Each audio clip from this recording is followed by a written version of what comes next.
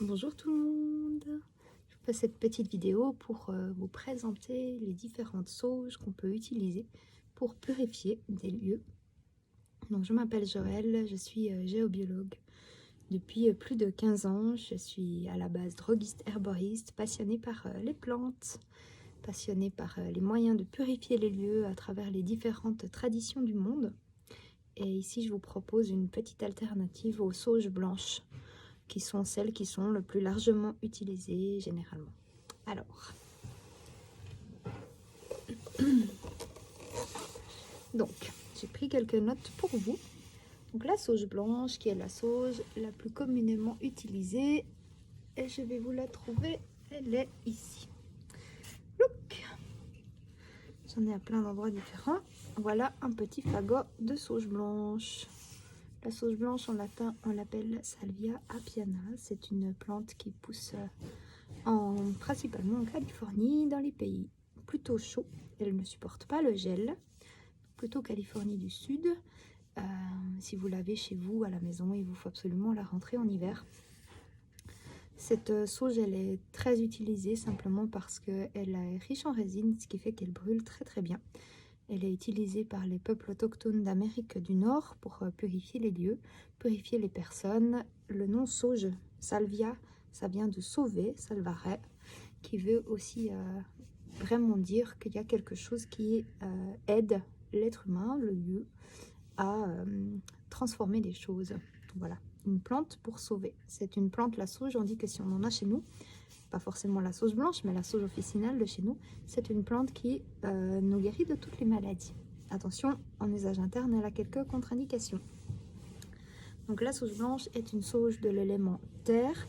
Elle est géniale pour la mémoire des murs, tout ce qui est solide, tout ce qui est on va dire mémoire liée à des peurs d'argent, de manquer, des vieilles choses, des choses qui appartiennent un peu au passé, dans les liens ancestraux.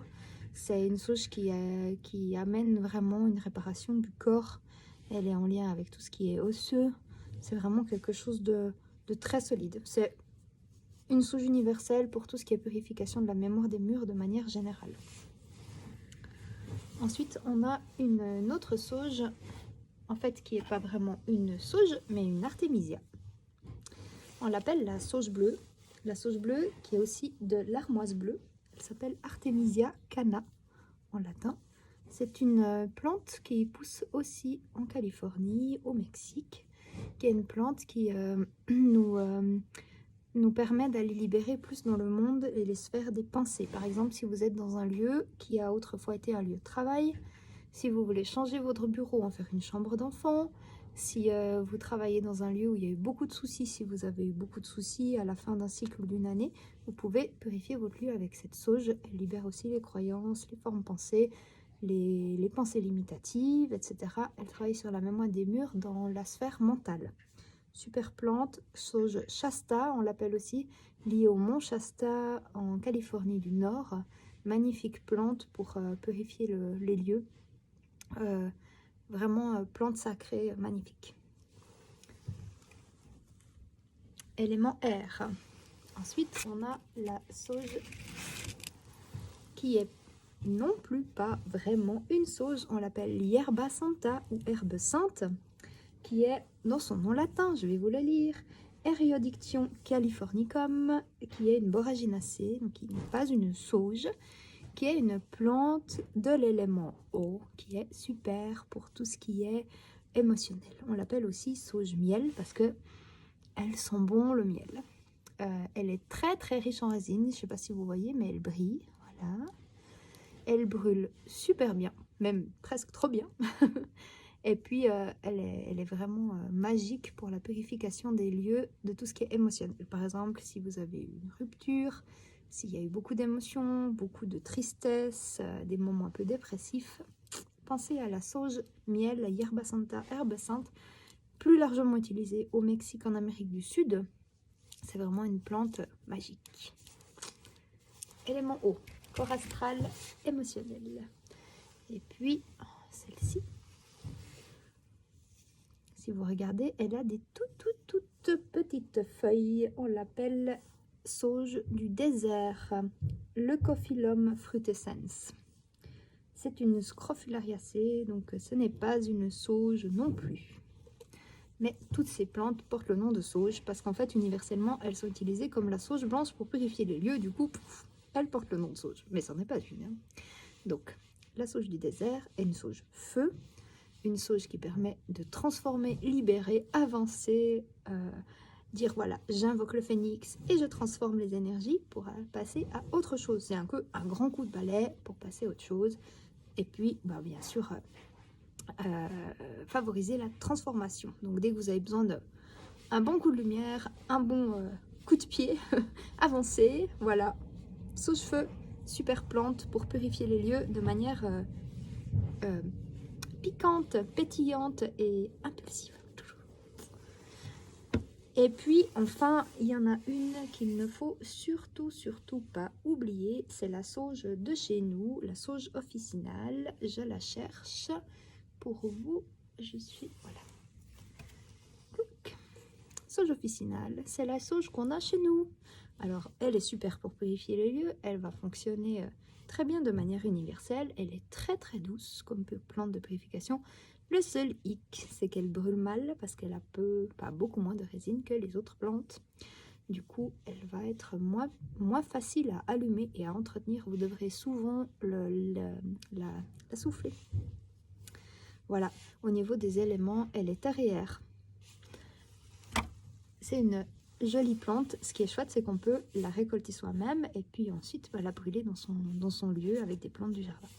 Les autres plantes que je vous ai présentées, la plupart ne supportent pas le gel, donc ce qui fait que chez nous en Suisse, c'est compliqué.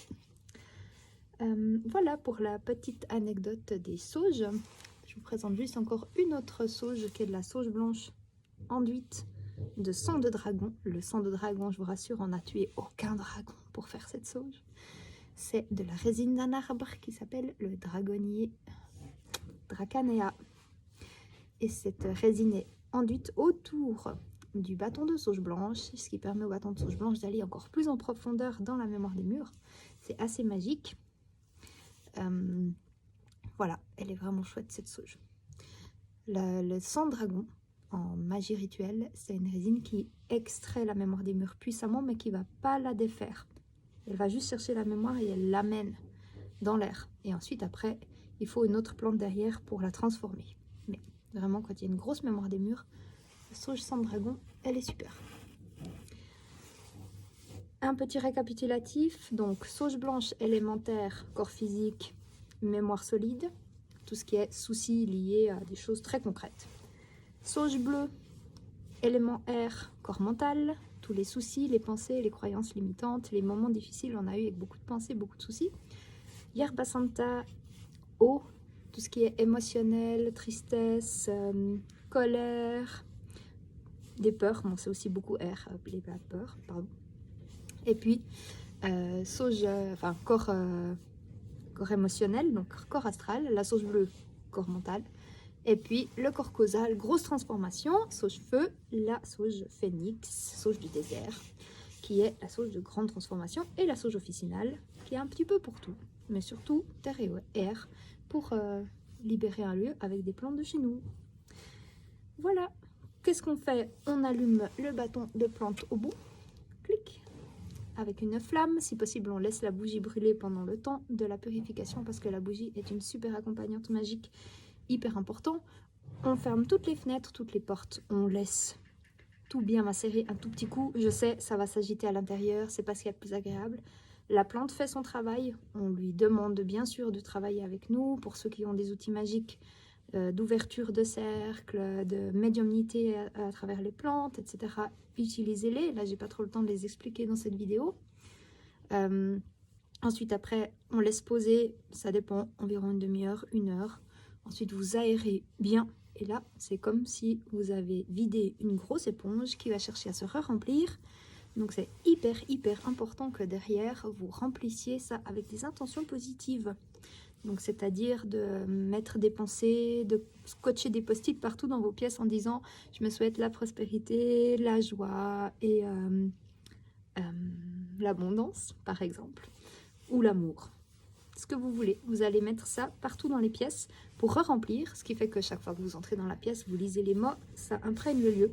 Vous pouvez aussi aller dans les pièces, leur chanter un petit peu toutes ces choses que vous souhaitez. Moi, j'aime bien aller en parlant en boucle certains mots dans chaque pièce. Et ben voilà, du coup, vous aurez rempli l'éponge avec des choses que vous souhaitez. Si c'est pas le cas, ce qui arrive, c'est que simplement vous allez mettre dans permettre à l'éponge de se remplir avec ce qui vient. Donc, c'est-à-dire que les environ 7 prochains jours, on dit, et ben l'éponge va se remplir avec plein de choses qui sont de votre quotidien. Et il suffit qu'après une purification, il y a un moment où on est un peu déstabilisé parce que c'est des fois, ça change beaucoup l'état vibratoire. Et il y a certaines personnes, des fois, qui ont un peu de la peine à suivre, des fois les enfants. Donc ça explose et c'est trop bête de mettre l'explosion émotionnelle de certains de nouveau dans les murs alors qu'on vient juste de l'enlever. Donc c'est vraiment bien si vous pouvez derrière re-remplir avec des choses de votre choix. Une purification, elle tient tant que vous sentez que l'énergie est chouette chez vous. Et dès que ça commence un peu à revenir, des tensions, des prises de tête ou des sensations de malaise, pensez à le refaire. Moi, je le fais aux équinoxes et aux solstices, donc c'est-à-dire 4 fois par an. Parfois, je le fais dans les fêtes intermédiaires celtiques. Donc 1er mai, 1er août, 1er novembre et 1er février. Voilà, parce que je suis personnellement la sagesse druidique celtique. Voilà pour les seaux, je voulais plantes de purification de lieu. Je vais faire d'autres posts sur d'autres plantes, mais là, vous étiez quelques-uns à me demander des choses par rapport aux plantes. Donc en voici déjà 5. Je vous souhaite une bonne suite à tous.